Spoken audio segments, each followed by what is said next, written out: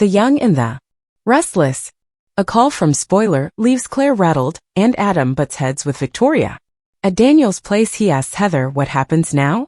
She asks, what do you want to happen? She would love to know how he feels about them making love. Daniel recaps that he screwed up back in Savannah and made himself forget everything that he'd lost. Until today. Heather says that's the past. She's all about the present and the future, hopefully.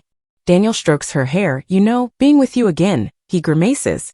Lily deserves better. Heather knows that, but reminds him they haven't reached the level of being in love and aren't living together.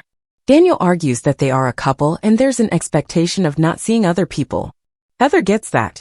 Daniel is having a hard time respecting himself right now. Heather is sorry this affects Lily. She's been kind to her. But Daniel, this is about us. They have years of love between them and a family. Lily is wonderful and I know you too. You had a history, and you have something now, but does that really compare to what you and I have shared, or what we could share again? Heather won't push, except to say she feels as close to him now as she ever did before. It just feels so lovely. Daniel agrees. I'm not going to deny that. He didn't even let himself think about them being together again. Definitely not the way we just were. Heather tells him it's impossible for her to be around him and not want to be with him the way he is now. Daniel tells her she's strong, beautiful, and brilliant. He's not so bad either.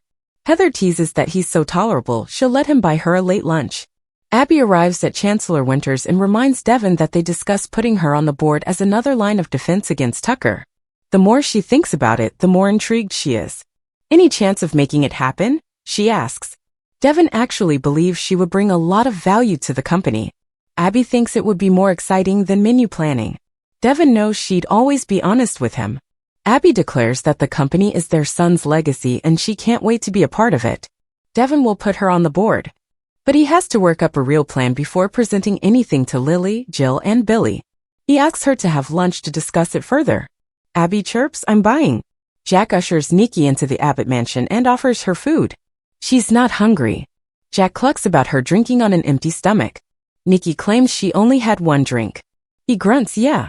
She cops to having two, but points out she called him before it got out of hand. Jack's glad she did. Nikki asks if he'll take her to a meeting. He says absolutely, but wants to call Victor first. Nikki gops, oh no. Don't do that. Jack can't understand why she'd want to keep her husband in the dark. Nikki says Victor is just checking her constantly. It's driving her crazy. Jack notes that the more he hovers, the harder it's going to be to take a drink. Nikki says it makes her feel claustrophobic and ashamed. Jack learns Victor suggested getting away and thinks it's not a bad idea. Nikki points out she'd be taking her addiction with her. She has to get strong and kick this. My family needs me right now. Jack argues she needs a sponsor. Nikki says Victor wouldn't want it to be him, but he's the person she needs. Please don't ask me to jeopardize that.